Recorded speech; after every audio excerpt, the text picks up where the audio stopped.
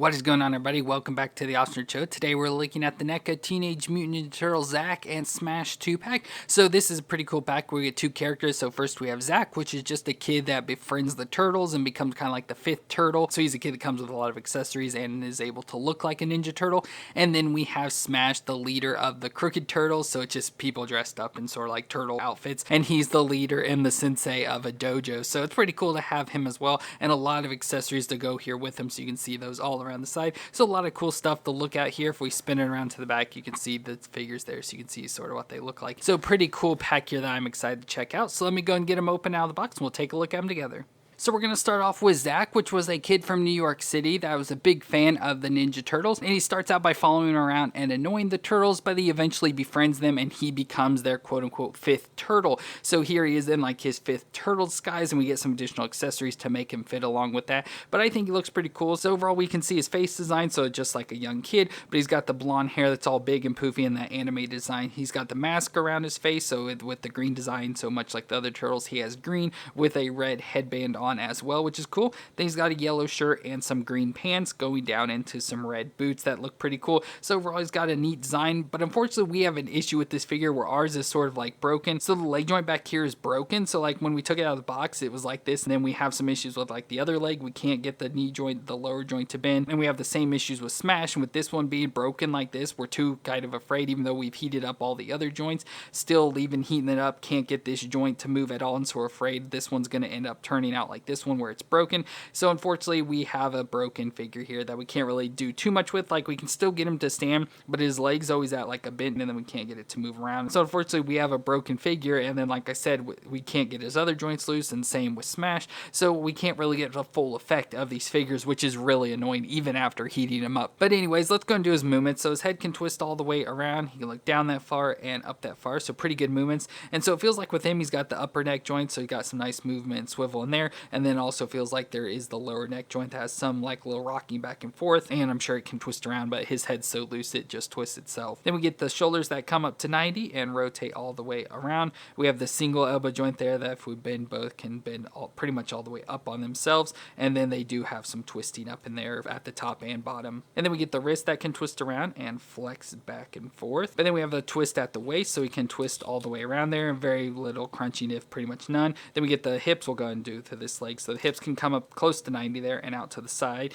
And then we get the double knee joint, but like I said, we can't get the lower knee joint to bend at all, so we only have the upper knee joint, so it bends to 90 there. And then we get the foot that flexes back and forth and can twist side to side. So overall he's not bad, just thinks that our figure came out in the condition it is, so we can't fully use it, and we're trying to find a new one, but of course every place is sold out, so we're not able to find one, so we just have to kind of deal with this one for now. But I think he looks cool, and he comes with a lot of accessories. So first off we get an additional head, so there's his head without the mask and stuff, so there's what he looks like. It's kind of annoying how he's looking up, but if he's talking to the turtles or whatever, he would be looking up, but it's pretty cool he comes with that. And then we also get a set of goggles, so we have these goggles. So if we put these goggles, like if we slid them on this head, so the goggles there like on that, or even with that with the additional colors, it reminds me a lot of the like BK Kids Club guy from like the 90s, so I think that's kind of fun. But it's cool he does come with the goggles. Like I said, you can put them on either head, but I just thought I'd go and do this one because it's probably gonna be a lot easier to get it on this head than that one, but still pretty cool. He comes with the goggles. We get some additional hands, so he's got fist hands, so we get a set of open and like splayed out hands. And then we have a set of grip hands, which we have 3 hands. I'm trying to decide if one's like maybe got a smaller grip,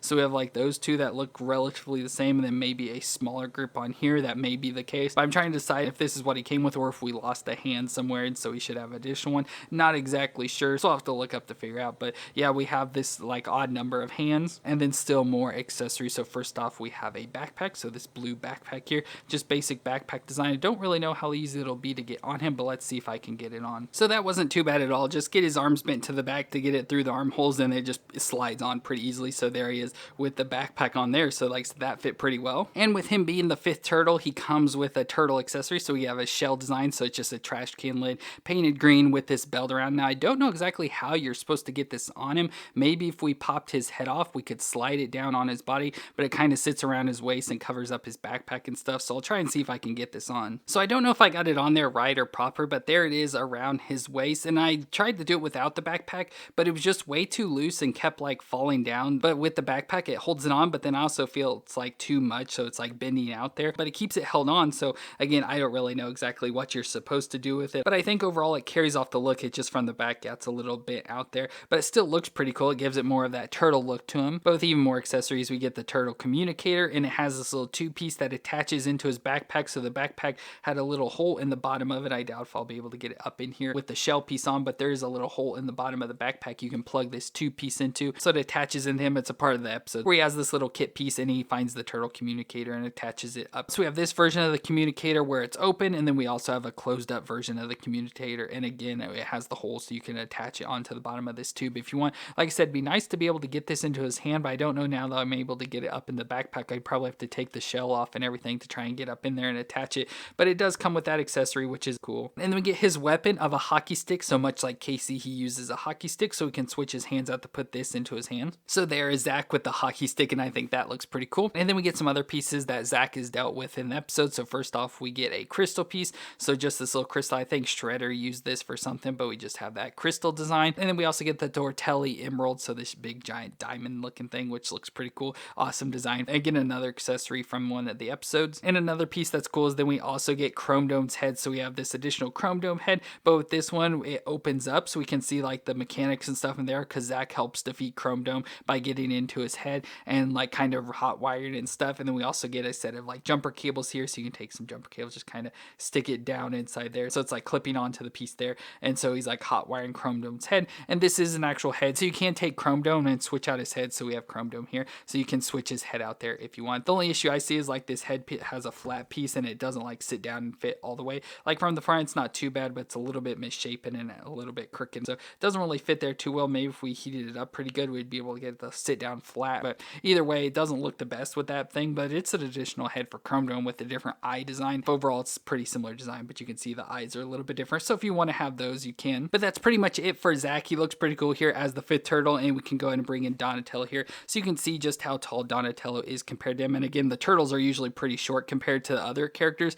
so Zach is even smaller than them, and I think it looks pretty good. He's a good height to join up with the turtles there. And then we also got Smash in this pack, which is the martial arts instructor at the Slash for Cash gym, and he's the leader of the Crooked Ninja Turtles gang. So he's kind of dressed up like a turtle here with the red headband, red armbands and wristbands, as well as the green shirt with the turtle like shell design on the front and on the back, belt around the waist, some brown pants, and then some green shoes that look like the turtle feet. So again, it's supposed to be like they're the turtles, but they're a bad gang that end up being used by Shredder until they're easily defeated by the actual turtles. But overall, he looks cool here. So he's a bigger guy, like fatter guy. So he's got the big fat face and neck. He's got the bigger belly on him and the thicker arms and stuff. So he's just bigger all around, and overall looks pretty good. I like this design for him overall. And as I mentioned earlier, no real major issues with him besides his knee joint. I think it's this knee. We can't get the lower joint moved at all. So it just kind of stuck in this position here. So he has to have kind of like a weird stance. But overall, I think he looks really cool. So for the movements, we get the head that can twist all the way around, and it can look down that far and up that far. So pretty good. And it feels like there's, yeah, a lower neck joint in here too